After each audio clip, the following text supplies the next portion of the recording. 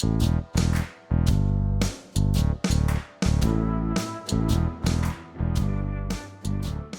back to another episode of Music with Matt. I'm Wes. And I'm John. And this is the podcast where we explore all things music. We get to interview all kinds of incredible people working in music in various capacities and just kind of get a sense of what their day-to-day is within the landscape of this weird industry that is music. That's right. And so also being able to get a glimpse at the different ways in which people incorporate and utilize music in their day-to-day lives. So we've already spoken to a couple performing musicians. Today we're joined by not only a performing musician, but also someone who instructs music as well. So we are joined today by Daniela. Nice to have you here, Daniela. Nice to be here. Yeah. So I kind of gave it away a little bit, but maybe, in a nutshell, do you want to just sort of tell the folks listening what it is that you do and kind of how music's a part of your day-to-day life? Yeah. Okay. Well, I guess the main thing is that I teach high school music. So that's my day-to-day. So grades 9 to 12, and I mostly teach strings, but I've also taught band, vocal, and various other subjects. And then at nighttime, I'm a musician. Right. Yeah. So also playing the strings at nighttime, right? Exactly. Yeah. Right. So my main instrument is the violin, but I also play the viola. Actually, they're equal now.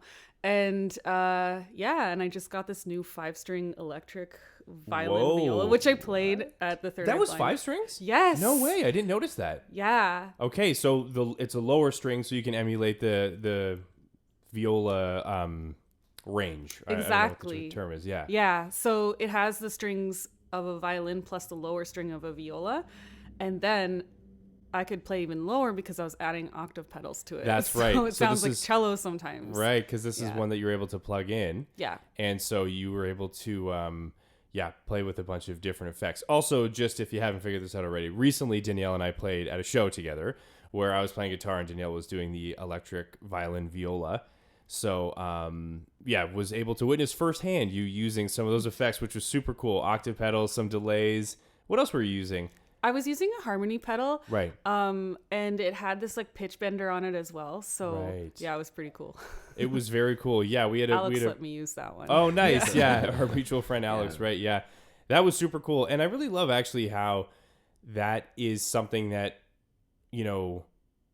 you're able to do, like having not only a violin, this classic instrument, right? And, it's always just been, the violin is always just something that someone has played in an acoustic way, but now more recently, it's something that people can plug in and look at the amazing outcomes. You can put all these cool effects in, you can play with a rock band and be able to be heard, right? Mm-hmm, mm-hmm. And like cleanly, it's not like you're trying to play an acoustic violin in front of a microphone or something where there'd just be like all kinds of feedback or something. So that's super cool. Well, let's roll back the tape. So we're playing, this awesome Third Eye Blind cover show. Oh, right. Yeah, we did say that. That's what was the show. Yeah, the Third Eye Blind cover show. It was epic. Yeah. I from what I hear, it sounded epic. But I think we did it well. I will say that. And the violin viola was a lovely touch to the rock band that we had,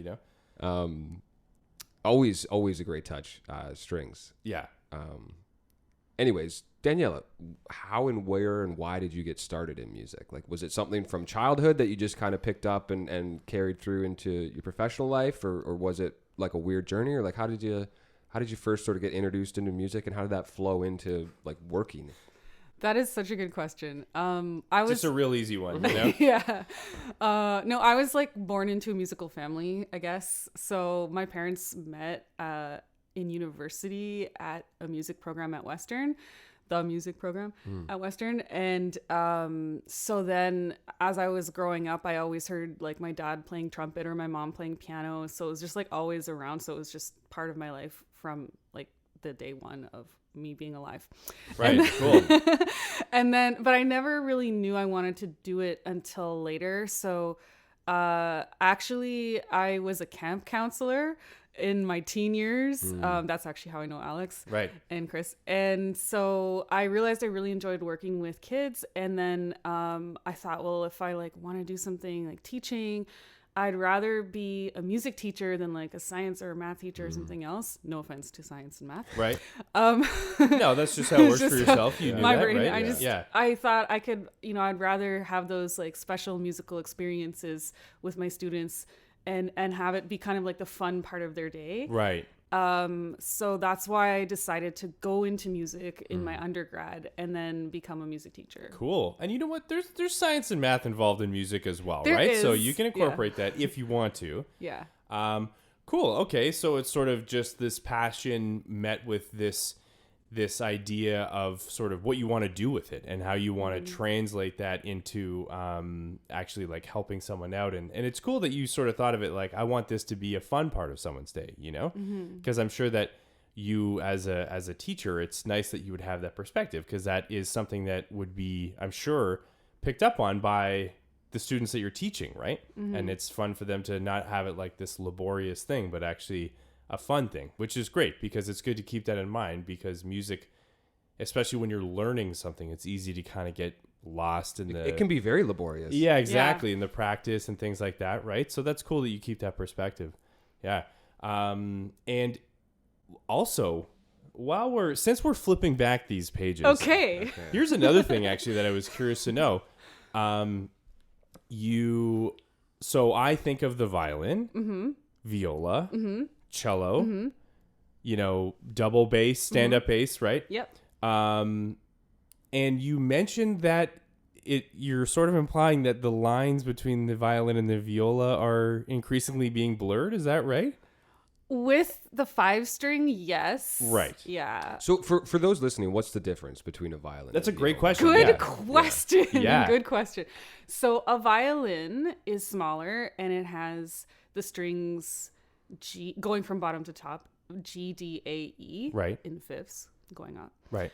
And then the viola is slightly larger. It's still played like upright, like on your neck, like a violin. And then, but it still has the bottom 3 strings of the violin, so G, D, A, but it's missing the E string, so it doesn't have the higher string, and instead it has the lower string. A fifth below G is C, so that the C string is its lowest string. So it plays lower, it sounds richer and deeper, and it plays like the inner harmony kind of parts. Right. Yeah. Is there different like styles of music that one would gear towards a viola as opposed to a violin for, or? I like to think viola can do anything. Right. But I guess like it does a lot of classical music. Sure. Right. Right. But yeah, actually, like thinking of my experience, I do play a lot of classical music on viola, and I play more kind of like rock band music and like fiddle type music on violin. Right. But that doesn't mean you can't play Of rock course, and fiddle yeah. on Right. viola, or like I do also play classical on violin and stuff. Right. Too, so. But that would make sense in the context of rock, because it's like you already have a bass player, you have a guitar player, where the range would be somewhat similar probably to a viola in terms of the, not entirely, but just in terms of the actual, like the audible range and how you're listening to it. So it makes sense that the violin would almost be like the lead guitar. It pops. Yeah, Yeah. because it pops. It has those Yeah. higher frequencies. It's going to stand out above everything else. So that totally makes sense. Now, this is something I've never thought about, and I don't know the answer, and it's okay if you don't, but does that same in terms of how the strings are on the violin and then to the viola, where it in terms of like going down just like another fifth and then dropping the higher string, does that also continue with the cello? Good question. Thank you. Actually, no. So what Okay. is the relation between viola and cello is that viola is an octave higher than cello. So cello has the same letter names for the strings. So from bottom to top, it would be C, G, D, A. Right. But those strings on a cello are an octave lower than the viola, and the cello is played like between your legs. Right. So it sounds. So that's why when I put an octave pedal on the viola, it sounds like a cello. Right. So that's why I love that instrument, because it's kind of like 3 in 1. Yeah. Yeah. Okay. And so like when I'm playing in bands, like you don't always need violin. Right. like sometimes it's like a nice touch, but like do you need it on every single song? Not exactly. Right. And so when you don't need that like higher end lead instrument, then I can just sit on like the cello and play whole notes and like string pads and stuff. Right. And I suppose alternatively, if you really needed to emulate the really sort of higher register, you could just flip your octave pedal the other way and then play higher octaves, and I guess a little lower down on the, I almost said fretboard. What do you call, like on a guitar it's a fretboard, what do you call it on a violin? We don't have frets. Yeah, because Yeah, so, exactly the board. No, Fingerboard? fingerboard. The Okay, yeah. right. board. Interesting. The board. So that is amazing. So I can definitely say that is the thing that I learned today is just in terms of the breakdown of how I've never thought about that. Now let's just keep this going. So then cello to double bass, is that also just a direct octave lower or? No. Okay. The plot thickens. Good Okay. I like this. Okay, so all of the ones we talked about so far, so violin, viola, cello, they're all tuned in fifths. But then the bass is tuned in fourths. Whoa. Yeah. And actually the notes on the bass or the double bass are the exact same bottom notes as the bottom four strings on a guitar. So E, A, D, G going from bottom to top. Huh. And so the D string, I always like, this is always tricky for me. The D string on bass reads the same as the D string on cello, which is the middle line and bass clef, but the bass is a transposing instrument, so it actually sounds an octave lower than it reads. So that D string on the bass, which is the second highest string, is actually an octave lower than the D string on cello. So it's kind of a complicated answer. The bass is just really low, but if you play like guitar or electric bass, you can think of the bottom four strings of a guitar or the same strings as an electric bass are the strings on double bass. It's Interesting. so from bottom to top on bass, it's E, A, D, G. Okay. Wow. So and this is music class right here. I know. Yeah, I'm this sorry is if this amazing. is No, like this is boring or perfect. something. This is amazing. And inadvertently, here we are just being instructed by a music teacher. Yeah. This is great.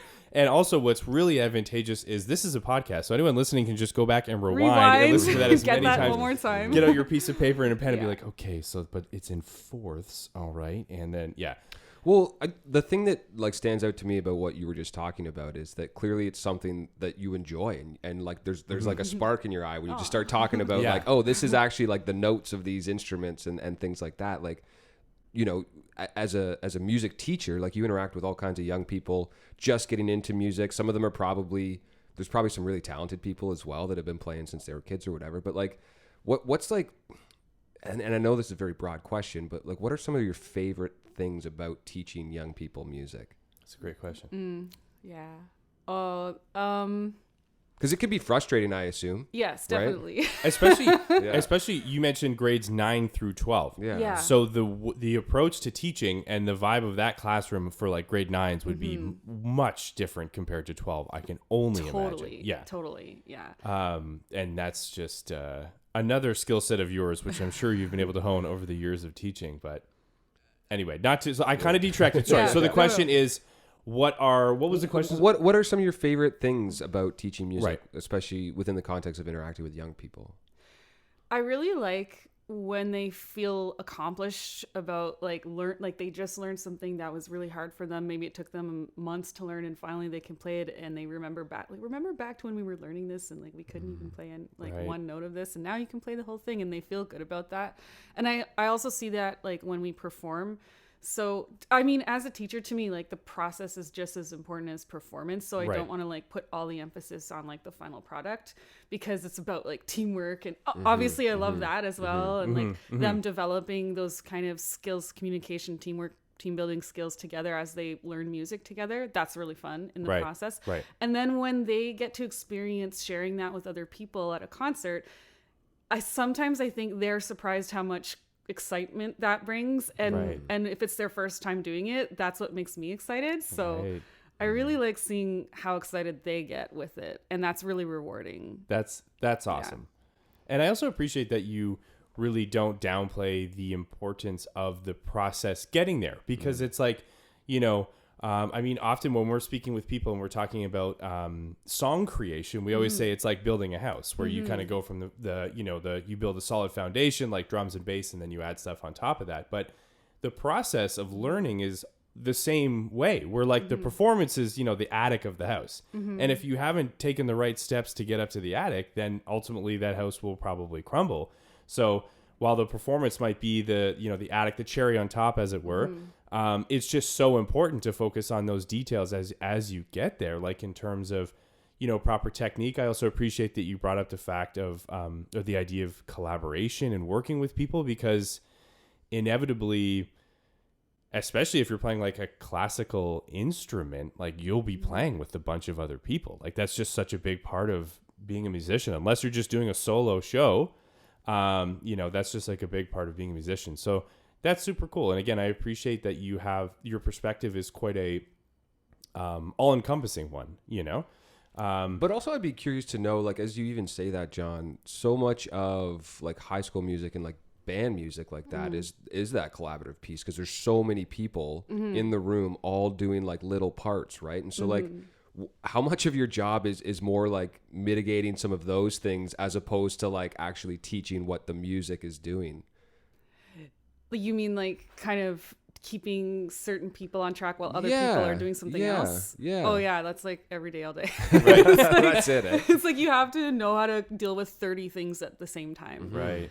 So yeah. And 30 things with loud instruments in exactly. their hands. Luckily, And like young adolescent energy just Right. bouncing around. right? Yeah. Oh, yeah. my God. Oh my gosh, it's so crazy sometimes. Yeah. Luckily, I teach strings. It's not as loud as band. Right. So, Right. Like, thank goodness. I mean, it's still loud, but yeah, like you just have to make sure there's something. Like I always try and pick music that has something interesting for each part. So like oftentimes, like I know this by playing the viola, like sometimes it can be a boring part, like not as exciting as first violin. That always gets the melody, right? So I always want to try and pick music that, okay, the violas get something interesting, the basses get something interesting, and I want to make each section feel important through the music. But then, so like the music has to make them interested. But then while we're kind of like, oh, I'm working on this section or that section, sometimes I'll just like be one of those teachers that says, okay, like this group of people go to that section of the room, this group, like, and I just like split them all up and kind of put them with people who I know they're gonna benefit learning from. And so I will put like more advanced students with students who are just like beginners, and then I'll put them in like the hallways and stuff, and then I'll walk around. And so it's not always just like me at the front and them listening to me, because that can get boring. Right. For sure. So I always like trying to make them learn from each other as well. So that's one way of like dealing with the fact that there's just so much going on at once, and like I can't always be in charge of that all of the time. Right. And nor should you, right? Yeah. Like in that type of setting, like, I mean, we talk so much about, especially with what John and I do, like music is this fantastic tool for communication, right? And so sometimes like just that you put a stronger musician, or not stronger is not the right word, but just somebody who's a bit more experienced. More experience, yeah. With their instrument, with somebody who maybe isn't, and that just like communicative, collaborative piece there is just as big a part of the whole process, right? Yeah. It's also just kind of, if you think about, any piece of music, for the most part, if you're trying to learn it, part of the process is just breaking it down into the smaller parts. Exactly. And so it's like even having these different subgroups, and even the way that like different students would play off of each other is kind of just how music organically is anyway, right? Right. It's like a reflection of sort of the piece that you're playing, and those different groups of people and what they're doing too. It's all kind of, reiterating the same theme of just like, that's kind of how music is, Sorry, go ahead. Yeah, no, I just thought of something as you were saying that too, is that like, yeah, they learn different things from different people, which is like the whole point of music. And then, but also like they feel engaged or like empowered by getting to kind of share with each other their own ideas instead of just listening to the teacher all the time. Yes. So it's like, yeah, I give them some structure and I give them some initial like first steps, but then I want to see what ideas they have to bring to it. And I think that makes them more engaged with what we're doing. Yeah, absolutely. Yeah. And I would say, to just quickly draw upon what we do, when you have some folks in the room and they're just learning how to create music, or they're just doing something for the first time, or they just created like a new piece of music, whatever it is, it's just so awesome for us to just be hanging back and then switch headphones, be like, oh, listen to what I just did, and be like, oh, you got to hear what I did, and they switch, and it's just like that same idea. We're not even part of that at that point, right? Awesome. We're just observing. And it's so amazing when people just feel that level of accomplishment and excitement where they want to share it and they want to sort of see what other people are doing too. And it's like cool when, especially if you're ultimately using the same type of tools, or you have the same level of instruction, but people do different things with it, it's also really cool outcomes.